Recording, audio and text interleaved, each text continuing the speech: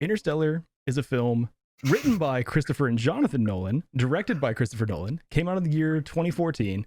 It stars Matthew McConaughey, John Lithgow, Anne Hathaway, Michael Caine. It's actually got like a lot of recognizable names in the cast.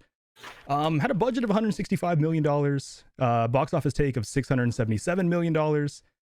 From Rotten Tomato scores, the tomato meter, so critic score is 72% and audience score is 85%. What do you say, man? Should people watch Interstellar?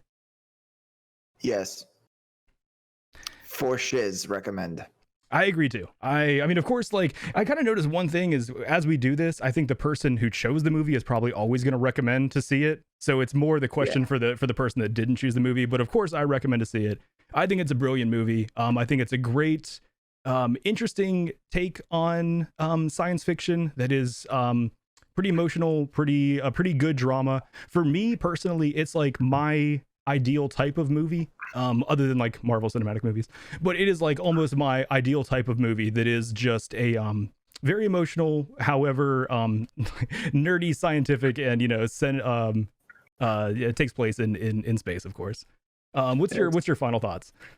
It's like a sci-fi movie for people that like drama. Yeah, because I think that being someone that enjoys science fiction, I didn't really think of it as much of a science fiction film. I thought of it more just being based on like human elements and like things that I think everybody can relate to.